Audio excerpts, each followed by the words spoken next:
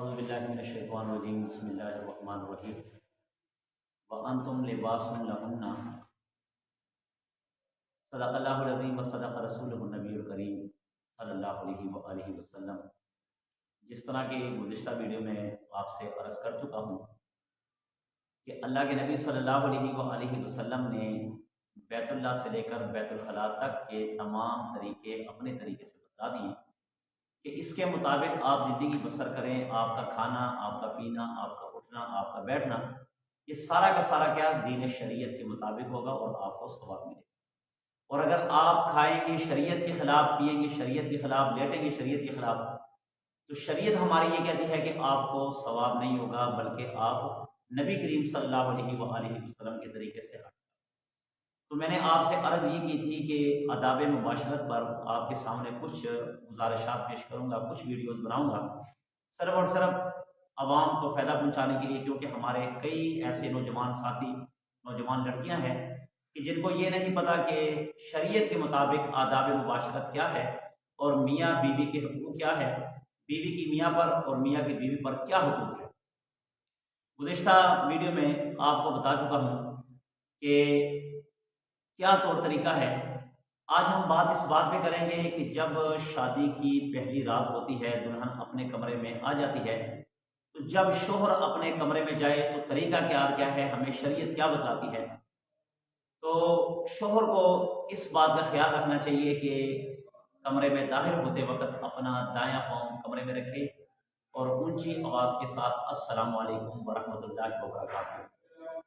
سلام کہنے کے بعد، سلام کلام جب ہو جائے تو کوشش کرے کہ خود باوضو اندر کمرے میں جائے، وضو کر کے جائے، اور اگر دلہن کو بھی سمجھانے والے سمجھا دے کہ باوضو بیٹھیں، اور اگر وہ باوضو نہیں ہے تو اس کو کہہ دے، شوہر کہہ دے کہ آپ وضو کر لیں۔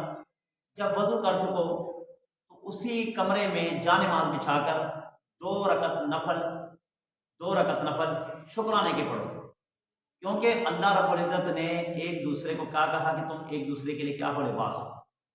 قرآن مجید میں ہے ایک دوسرے کے لیے تم لباس ہو، اور یہ دونوں ایک دوسرے کے لیے نعمت ہے، ایک دوسرے کے لیے نعمت ہے، میاں بیوی کے لیے اور بیوی میاں کے لیے ایک دوسرے کے لیے نعمت ہے۔ تو نعمت جب اللہ دے دے تو اس پر کیا کرنا چاہیے، شکر کرنا چاہیے۔ تو شکرانے کے طور پر دو نوافل عورت پڑھے، دو نوافل مرد پڑھے، 4 پڑھ لے، 6 پڑھ لے، مرضی ان کی اپنی ہے، مگر اس رات میں 2 پڑھنا ہی افضل ہے، ٹھیک ہے۔ 2 نوافل پڑھے تاکہ میاں بیوی کی ذہن میں یہ بات بیٹھ جائے کہ جو میرا شوہر ہے یہ دین کی طرف راغب ہے، لہذا مجھے دین کے مطابق اس گھر میں زندگی بسر کرنا ہوگا۔ اب جب آپ پہلی رات ہی کمرے میں چلے جائیں گے، گانے لگا کر جائیں گے، ٹھیک ہے نا، آپ نے گانے لگائے ہوں گے، وہ کہیں گے چل میں بھی کنجر سے، یہ بھی کنجر میں لگے، ٹھیک ہے، یعنی کچھ وہ دین کی فضا نہیں بنی، دین کی فضا۔ جب یہ آپ نوافل پڑھ چکو، نوافل پڑھنے کے بعد آپ اپنی جگہ پر آ جائیں، جو بیڈ ہے یا جو بھی ہے اس پر بیٹھیں، بیٹھ کر جو آپ کی باتیں ہیں وہ باتیں کر لیں شیئر۔ اب ہر ایک آدمی کی اپنی الگ الگ طبیعت ہوتی ہے، ہر ایک آدمی الگ الگ باتیں کرتا ہے، باتیں کریں، باتیں دین کے بارے میں زیادہ کریں، زیادہ دین کے بارے میں بتائیں کہ دین کے مطابق بس اپنی زندگی بسر کرنی ہے۔ اس کے بعد نبی کریم صلی اللہ علیہ وآلہ وسلم نے اہم پوائنٹ یہ بتایا ہے کہ جب بیوی کے پاس جاؤ، جانوروں کی طرح اپنی بیوی پر مت کودو، جانوروں کی طرح۔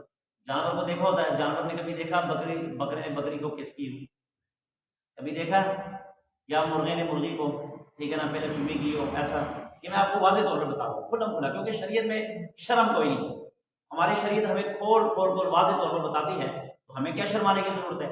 اور جو آدمی شرماتا ہے وہ ڈوب مرے، شاید اس کا دین سے تعلق نہ ہو، ہمارا دین کا الحمدللہ تعلق ہے، تو ہم واضح طور پر بتائیں گے۔ اللہ کے نبی نے فرمایا صلی اللہ علیہ وآلہ وسلم نے کہ جانوروں کی طرح اپنی بیوی پر مت کودو، ٹھیک ہے۔ جیسے جانور ڈائریکٹ گیا اور ڈائریکٹ واپس آ گیا، اللہ کے نبی نے فرمایا پہلے بوسو کنار کرو، بوسو کنار، چمی چٹا کرو، ٹھیک ہے نا، جس کو چومنا ہوتا ہے کہ چومو، تاکہ ایک دوسرے کی طرف راغب ہو جاؤ، مائل ہو جاؤ، ٹھیک ہے۔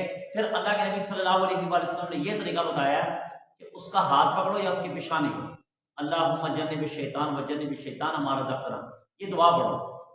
دعا پڑھنے کے بعد اسی جگہ پر بیٹھ کر ہم بستری سے پہلے نبی کریم صلی اللہ علیہ وآلہ وسلم نے فرمایا کہ بسم اللہ الرحمن الرحیم یہ پڑھیں۔ اس کے بعد معوذتین پڑھے. معوذتین سے کیا مراد ہے بتائے گا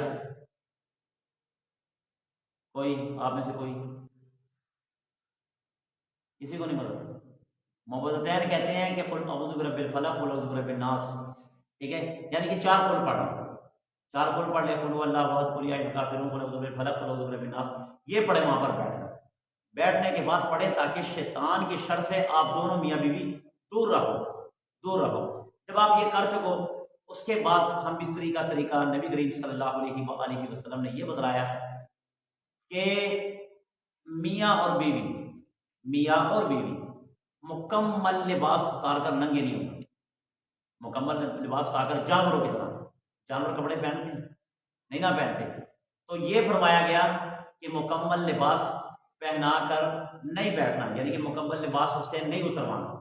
میاں سے اور بیوی دونوں مکمل لباس نہیں اتاریں گے. ٹھیک ہے، کیونکہ یہ جانور کا طریقہ بتایا گیا کہ اس طرح جانور کرتے ہیں، لہٰذا جانور والا عمل نہیں کرنا ہے.